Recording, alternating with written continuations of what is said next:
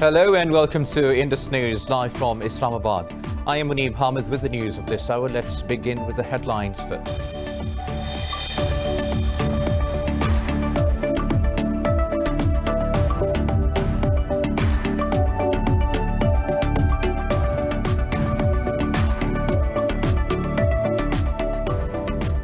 Thousands of Israelis have taken to the streets to demand Prime Minister Benjamin Netanyahu's resignation over corruption and COVID-19 mismanagement. Police clashed with the demonstrators, arresting 12 from a junction near the Premier's residence in Jerusalem.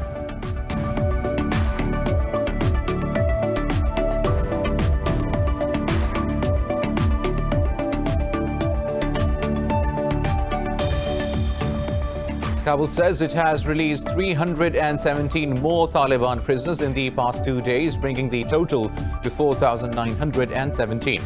The Afghan government's National Security Council said the prisoner release will continue until the total approaches 5,100. These prisoners have not been released as per the list by the Taliban government.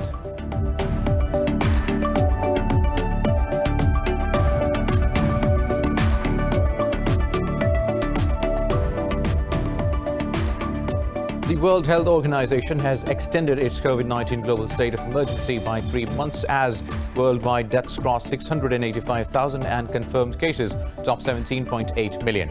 South Africa has surpassed 500,000 confirmed cases, representing more than 50% of all reported infections in Africa. For the fifth consecutive day, the US has reported over 60,000 cases. The country also recorded more than 1,000 deaths in the past 24 hours. In Pakistan, 6 more people have lost their lives to the virus, with the death toll rising to 5,976. 553 new cases were recorded, with the tally of infections crossing 279,000.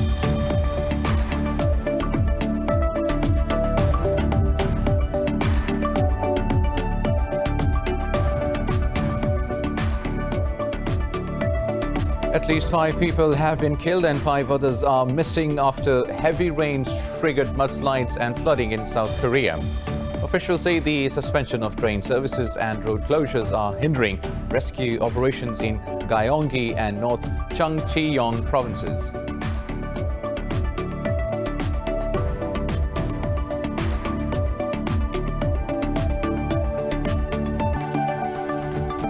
News in detail after a short break. Stay tuned.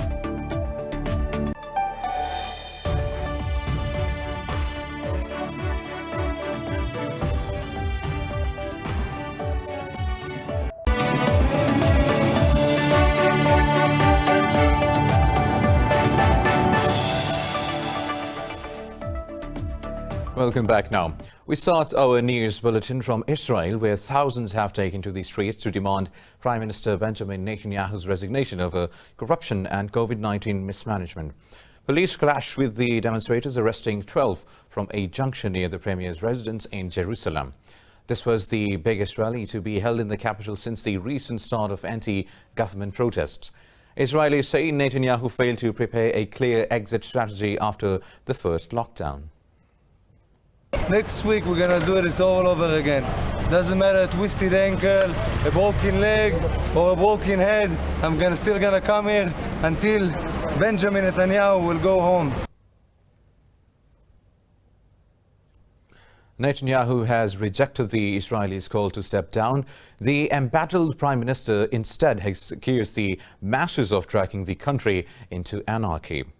Now, moving on, Kabul says it has released 317 more Taliban prisoners in the past 2 days, bringing the total to 4,917. The Afghan government's National Security Council said the prisoner release will continue until the total approaches 5,100. The office of the NSC said the released prisoners are from Parvan and other provincial prisons. On Friday, President Ashraf Ghani said 500 prisoners will be released in the next 4 days, but they are not the prisoners on the Taliban's list. The Taliban say intra-Afghan talks cannot be held unless Kabul releases inmates according to the list. Now, the World Health Organization has extended its COVID-19 global state of emergency by 3 months as worldwide death crosses 684,000 and confirmed cases near 17.8 million. For the fifth consecutive day, the US has reported over 60,000 cases. The country also recorded more than 1,000 deaths in the past 24 hours. More details in this report. With various vaccines still in the works, the coronavirus pandemic is devastating the Americas, parts of Africa, and South Asia. As the US struggles to slow down the spread, the virus continues to rage across Brazil and Mexico, posting record daily infections. As deaths in Colombia surpassed 10,000 with more than 300,000 cases, authorities have reassured that those needing medical aid will get treated.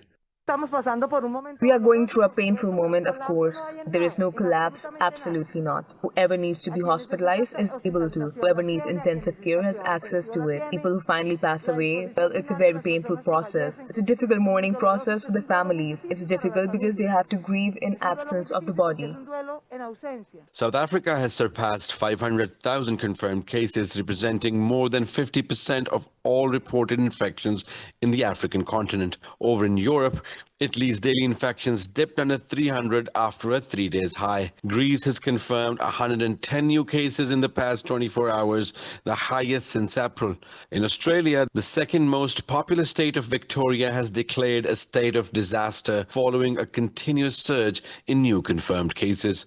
It's not a tap that you can just turn on or off. And they're not decisions that would ever be taken lightly, because there will be significant costs associated with even minor changes to the rules do come with a significant cost. But numbers are too high, and there is a growing case for us to do more.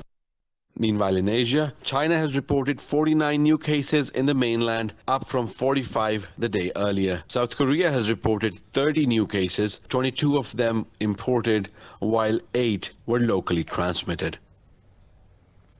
Moreover, India has reported more than 50,000 new cases of the novel coronavirus for the fourth consecutive day. With 54,735 cases in the last 24 hours, the tally has crossed the 1.7 million mark. The nationwide death toll has risen to 37,364 after 853 deaths overnight. The state of Maharashtra remains the virus hotspot in the country, with over 40,000 confirmed cases and more than 15,000 deaths. The Ministry of Health says there are 500,000 active cases in the country. India currently has the third highest number of infections and the fourth highest death toll in the world. Meanwhile, the daily new coronavirus cases and deaths have declined in Pakistan to just over 500 infections and 6 fatalities overnight. The Health Ministry said the death toll has reached 5,976 in the country. The ministry said out of the 279,000 cases detected so far, over 248,000 have recovered from the virus. It said there are now over 25,000 active cases in the country, with 1,618 in critical condition. Sindh remains the worst hit province with over 121,000 infections, while Punjab has reported over 93,173 cases. In the northern Khyber Pakhtunkhwa province, there are over 34,000 cases detected so far, while Balochistan recorded over 11,700 cases. Now moving on to Pakistan, where Prime Minister Imran Khan says the Pakistan-Turkey strategic relationship is underpinned by mutual trust, understanding and close cooperation. Over a phone call with Turkey's President Recep Tayyip Erdogan, the two leaders exchanged Eid al-Adha greetings and views on a range of bilateral issues. The Prime Minister's office says Pakistan deeply appreciates Turkey's steadfast support for the just cause of Indian-occupied Kashmir. Prime Minister Khan congratulated on the reopening of the Hagia Sophia as a mosque, asserting that millions of Pakistanis watched the event live. Khan appreciated Ankara's efforts in fighting the global pandemic and extending support to several countries, including Pakistan. Now, while in India, northern Punjab province, the death toll from consuming spurious liquor has risen to 86. Officials said maximum deaths were reported in the Tarn Taran district. Officials said the death count in the Tarn district alone has reached 42 following other casualties in the cities of Amritsar and Batala. Police say they carried out more than 100 raids, confiscating supplies of the suspected liquor and making 25 arrests. They said families are reluctant to record their statements and did not want any action.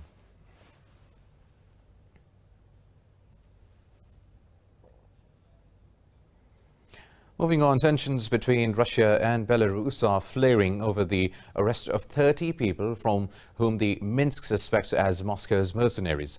Russia said the arrested men were the employees of a private security firm who had stayed in Belarus after missing their flight to Istanbul. Belarus's state media said President Alexander Lukashenko cast doubt on the Russian version, adding the group had other goals. He said Belarus is open to cooperate with Russia on the issue. Earlier, the authorities said the accused were arrested after information received that over 200 fighters entered the country.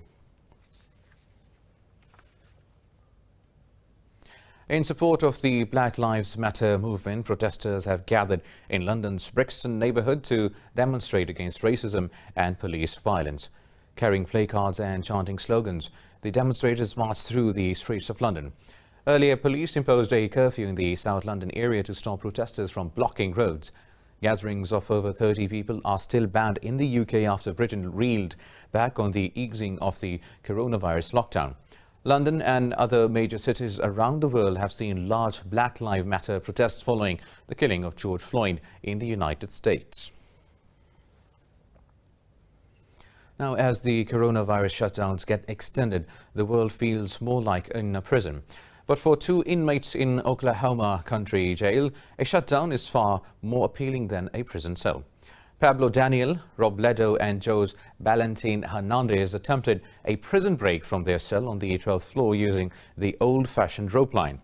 The attempt was made early morning using a rope made from bed sheets. But Hernandez was rearrested shortly after he broke his leg during the escape, while Robledo remains at large. Well, now, U.S. Senator Chuck says the Democrats and the White House are not close to reach an agreement over the coronavirus relief deal. The remarks follow the U.S. congressional leaders meeting with the White House representatives to discuss the pandemic aid bill. SCUMO and the U.S. House of Representatives Speaker Nancy Pelosi held a 3-hour meeting with the Treasury Secretary Stephen Mnuchin. SCUMO said the meeting was more productive than previous ones, but there are many issues yet to be resolved. Both sides said the purpose of the meeting was to determine ways to pump more money into the U.S. economy to ease the coronavirus heavy toll. The pandemic has killed over 150,000 Americans and triggered the sharpest economic collapse since the Great Depression. Now, Facebook has blocked all accounts of Brazil's President Jair Bolsonaro's supporters involved in a fake news inquiry. This comes a day after the social networking website was fined for not complying with a Supreme Court judge's order to block these accounts. In a statement, Facebook said the order threatens freedom of expression outside Brazil's jurisdiction. It said the company has agreed to the court's order of blocking the accounts. Earlier, Brazil's Supreme Court fined Facebook $0.4 million for failing to comply with the orders. Meanwhile, the social networking website said it will appeal against the court's decision. Moving on now, the number of forest fires in the Brazilian Amazon has risen to 98% from July 2019. Brazil's National Space Agency identified over 6,800 fires in the Amazon region in July this year, up from around 5,300 last year. The Space Agency said it recorded 1,007 fires in Amazon on July 30th alone. Greenpeace, an international environmental organization, said this was the worst single day for fires in the month of July since 2005.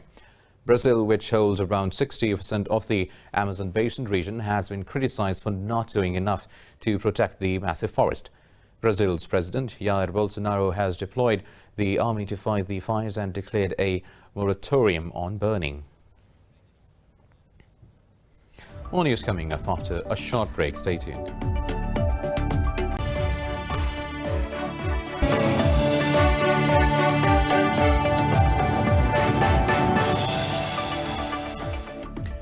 Welcome back. Now, moving on with the news stories. At least 5 people have been killed and 5 others are missing after heavy rains triggered a string of mudslides and flooding in South Korea. Officials say the suspension of train services and road closures are hindering rescue operations in Gyeonggi and North Changcheong provinces. Seoul's weather agency has predicted more heavy rain in parts of the country for the next 2 days. More than 80 houses were flooded in the Cheongju city, forcing some 120 residents to evacuate. Evacuation alerts were also issued for nearly 5,000 residents of the county of Eumseong.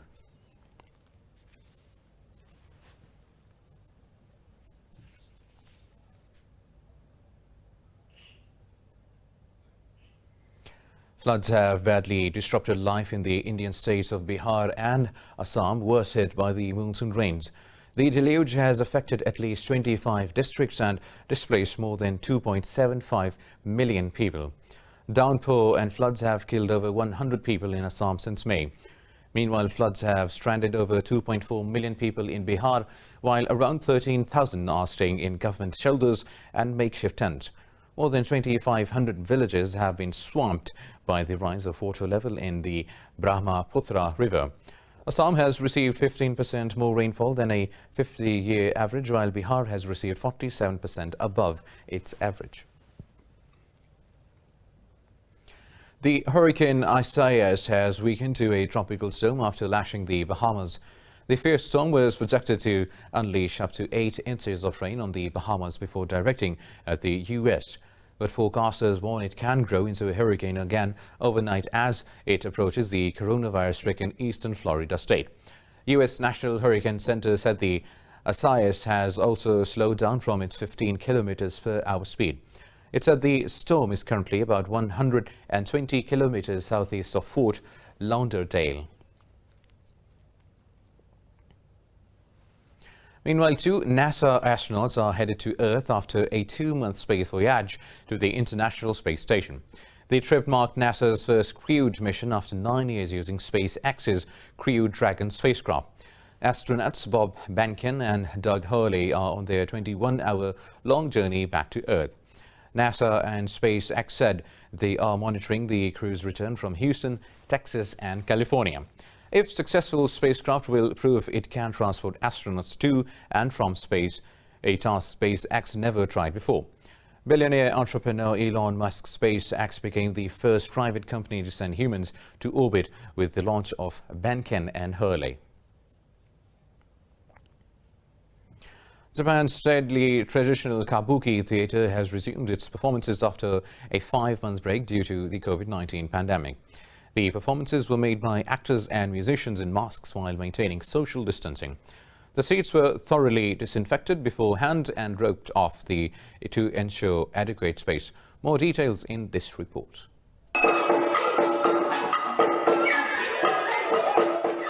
A rich blend of music, dance, mime, and spectacular staging and costuming, Kabuki has been a major theatrical form in Japan for 4 centuries. In the reopening of Tokyo's famed theater, fans were entering the venue, wearing masks, and going through temperature checks before finding their seats. Chiaki Sakurai, a 46-year-old resident, said she usually watches Kabuki 2 or 3 times a month. I am so moved and I want to show my appreciation that they reopened the theatre despite many difficulties. There wasn't much to look forward to during the last 5 months, so I feel as if I finally come back to life.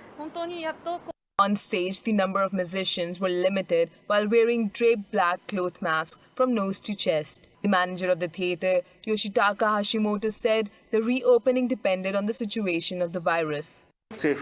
If there are any requests from the Japanese or Tokyo government, we need to respond appropriately and think of a way to adapt the performance. Depending on the situation, this may unfortunately include having to stop partway through the run. Meanwhile, performers stood further back on stage, keeping a greater distance than usual, and actors along the staff were also different from each other or shortened contact.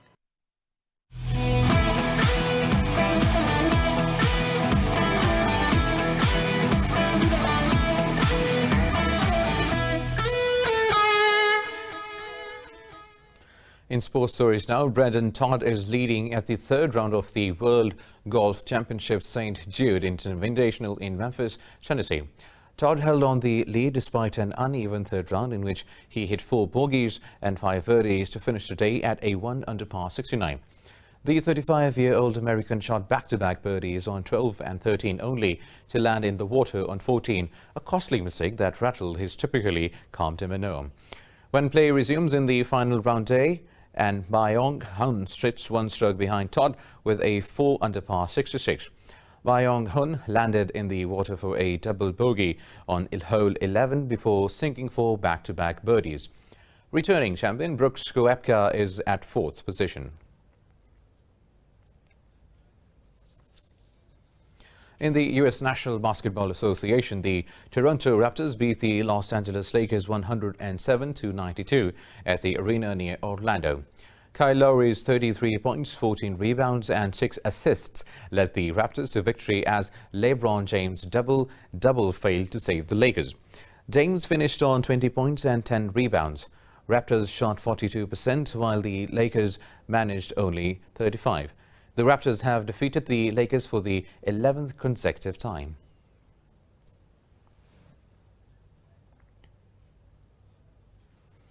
Porto have stunned Benfica 2-1 to win the Portuguese Cup final.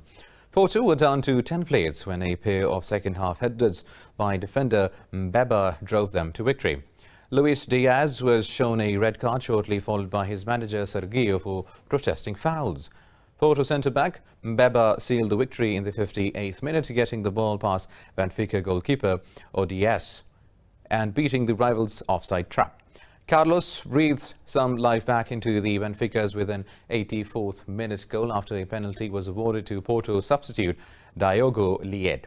Benfica lost another chance for an equaliser as Jota was denied by the woodwork. Porto has completed the domestic double with his 17th cup trophy. Now, Arsenal beat Chelsea by 2-1 to win the FA Cup at London's Wembley Stadium. Chelsea's Christian Pulisic scored the first goal, but Pierre-Emerick struck twice to help the Gunners lift the trophy. Pulisic put Chelsea in front when he scored the first goal of the game just after 5 minutes of start. Aubameyang then scored through a penalty to level the match. He scored again in the second half to give Gunners the decisive lead. Chelsea were left with 10 men after Mateo Kovacic was sent off for 2 bookings. Arsenal have now won the FA Cup for the 13th time. Well, that's all for now. For the latest updates, you can follow us on social media at Indus News. Take care.